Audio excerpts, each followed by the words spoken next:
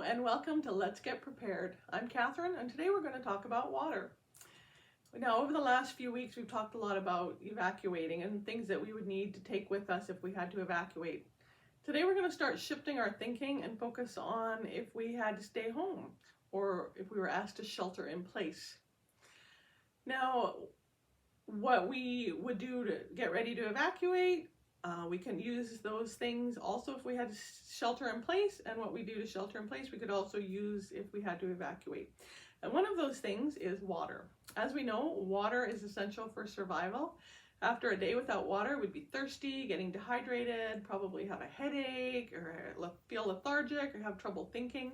And after 3 days without water, we could be facing seizures, organ failure, and death. So when we're asked to be prepared to take care of ourselves and families for at least 72 hours, water should be near the top of our list of things to have on hand.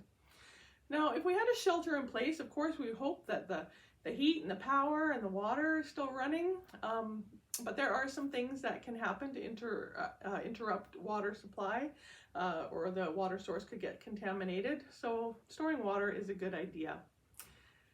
Now, the experts say that we should have 4 liters of water per person per day. And at first I thought that sounded like a lot of water. These are familiar containers, 2 liters each. Now, I'm doing good if I can drink the recommended amount of water for myself in a day, and that's basically one of these. So when I heard that we had to have 4 liters stored, I thought, well, that sounds like a lot. But then I realized that that also includes cooking. We had to cook with the water, reconstitute some soup or cook some spaghetti or mix up some instant oatmeal. We'd need water, and also water for basic hygiene. If you wanted to wash your face or your hands or brush your teeth, you'd need water. So when they say 4 liters, don't skimp on the water. In fact, you could even have more than 4 liters if you wanted. Now, there's a couple of choices for storing water. You could either buy a blue container like this that's specially manufactured for water, or you could buy, and fill it yourself, or you could buy water containers like this already with the water in them, or you could choose to reuse plastic containers to put your own water in and store them. So if you choose to store water in a previously used container, there's some things you should know about that. If you look on the bottom of the container, you will see a symbol that looks like this. And in that symbol, there will be a number, anywhere from 1 to 7. Now, generally speaking, 1, 2, 4, and 5 are safe numbers for storing food and water. If it's a blue container like this that we talked about before, and it's got like a 7 or another number on the bottom, it's still safe to use if it's specifically advertised as a water storage container.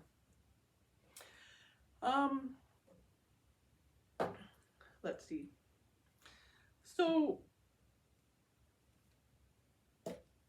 if it's a number 1 or a number 2 container, it's safe, but you need to know that over time the plastic could break down and start to leak. Also, you want to keep them out of direct sunlight and keep them in as cool a place as possible. Also, you don't want to reuse a milk jug to store water in, because the bacteria can remain behind from the milk, and you don't want to get that into your water and drink that. So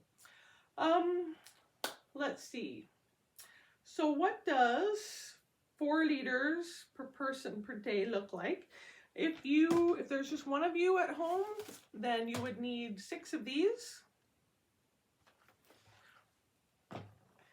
or 3 of these. These are 4 liters each. Or you could get away with 1 of these. Now, if you have more people in your home, you'll have to do the math. I have 5 people living in my home right now, so I would need at least 3 of these, or 15 of these. Just look on the side of the container. This one says 1.36 liters. So for one person for 72 hours, I would need about 9 of these to be enough water. It's also a good idea to have some flats of just the individual servings of water on hand.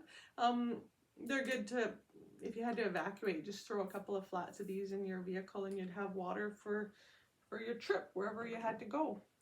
So maybe it seems like a lot of water, depending on how many people you have in your home. It could be quite a bit. So where do you store all this stuff? Well, as I mentioned before, you want to keep it in the coolest place as possible without freezing and out of direct sunlight. Also in a basement or like a laundry room or somewhere that has a drain in the floor or a concrete or linoleum in case it does leak. It won't do damage, hopefully. Keep it away from paper, important documents, or photographs in case it does leak. I have found that under a deep desk is a good place, or in the back of a coat closet, behind the coats and behind the shoes. You hardly know they're there. In the bottom of a pantry, or under the bathroom or kitchen sinks, or even in a cupboard. I've also found that if you like to do some canning, and once you're done eating the food that you canned, and you have to store the glass jars, then just put water in them and store them with water. It takes the same amount of space whether they're full or empty, so you might as well use that and put some water in them. So I think that about covers it, at least gives you the basics. And so I hope you'll start thinking about water storage and start looking into doing that. And please join me next time on Let's Get Prepared.